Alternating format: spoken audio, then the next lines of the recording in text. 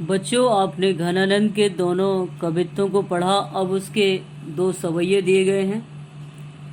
जो घनानंद का पहला सवैया है, उस सवैया में कवि ने विरह और मिलन की अवस्थाओं की तुलना की है, जिसमें प्रेमी कहता है कि संयोग के समय में हम तुम्हें देखकर जीवित रहते हैं और अब वियोग में बहुत व्याकुल रहते हैं। तो देखिए, पहला सवैया कवि कहता है, तब तो छब पीवत जीवत है, अब सोचन लोचन जात जरे, हित तोष के तोष सुप्राण पले, बिललात महादुख दोष भरे, घन आनंद मीत सुजान बिना, सब ही सुख साज समाज टरे, तब हार पहाड़ से लागत है, अब आने के बीच पहाड़ परे।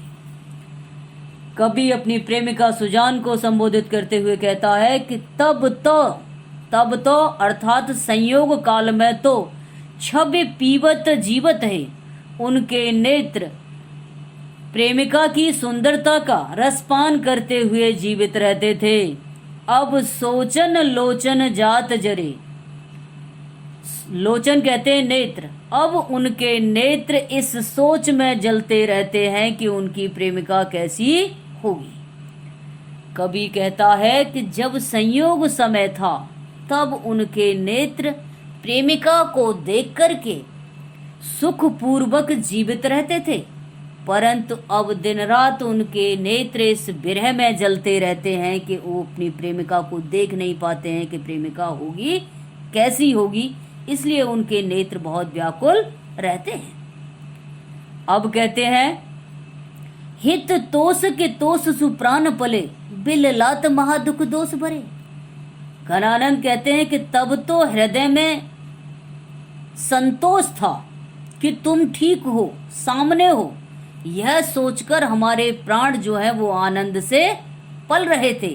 बिललात महादुख दोष भरे, परंतु अब वियोग में व्याकुलता बढ़ने के कारण महान दुख झेलना पड़ रहा है, इसलिए उनके प्राण बड़े बेचैन रहते हैं। जो प्राण संयोग समय में आनंद से पल रहे थे, अब वियोग में अपनी प्रेमिका को न देखने के कारण व्याकुल रहते हैं। घन आनंद मीत सुजान बिना, सब ही सुख साज समाज टरे। कवि घनानंद कहते हैं कि मनमीत सुजान के बिना सभी प्रकार के संसार के जो सुख के साधन हैं वो सब उनसे दूर हो गए हैं, अर्थात उन्हें संसार की किसी भी चीज में अब आनंद नहीं आता है। सांसारिक सुख के साधन उनके लिए अब बेकार हो गए हैं। तब हार पहाड़ से लागत है, अब आने के बीच पहाड़ परे। घनानंद कहते हैं कि जब संयोग समय था, तब मिलन में सुजान के गले में पड़ा हुआ हार भी उन्हें बाधक लगता था, परंतु अब आने के बीच पहाड़ परे। परंतु अब वियोग अवस्था में दोनों के बीच में दूरी ही पहाड़ बन करके खड़ी हो गई है, अर्थात अब दोनों का मिलना ही असंभव है। तो इस सवैये में घनानंद ने संयोग और वियोग दोनों अवस्थाओं की तुलना की है। तो इसकी हम विशेष बातें देखते हैं। इसमें स्मृति बिंब है और श्रृंगार रस का परिपाक हुआ है। श्रृंगार के संयोग और वियोग दोनों पक्षों का वर्णन हुआ है। सुख साज समाज में अनुप्रास अलंकार है। तब तो छवि पीवत अर्थात अमृत रूपी छवि का पान रूपक अलंकार है। हार पहाड़ से उपमा अलंकार है। और अब तब हार पहाड़ से लागत है, अब आने के बीच पहाड़ पड़े। ये अंतिम पंक्ति जो है, इसमें यमक अलंकार की प्रतीति होती है। भाषा ब्रज भाषा है। इस काव्यांश में सवैया छंद है। और बच्चों, अब हम घनानंद के दूसरे सवैया का अर्थ देखते हैं। पूरन प्रेम को मंत्र महापन, जामद शोध सुधार है लेख्यो, ताही के चारु चरित्र विचित्र, नियो पच के रच राखे विशेख्यो, ऐसो हियो हित पत्र पवित्र, जुआन कथा न कहूँ अब रेख्यो, सो घन आनंद जान अजान, लौटूक कियो पर वाच न देखो। कवि घनानंद कहते हैं, पूरन प्रेम को मंत्र महापन, जामद शोध सुधार है लेख्यो। कवि कहता है कि मैंने अपने पूर्ण प्रेम के महान मंत्र को बहुत सोच विचार करके, सुधार करके, बड़ा यत्न पूर्वक लिखा था। घनानंद कहते हैं कि मैंने अपनी प्रेमिका सुजान के लिए जो प्रेम पत्र लिखा, उस प्रेम पत्र में मैंने प्रेम के सभी सिद्धांतों, प्रेम के महान मंत्र को सोच विचार कर और सुधार कर बड़े यत्न से अपनी प्रियतमा के लिए एक पत्र लिखा।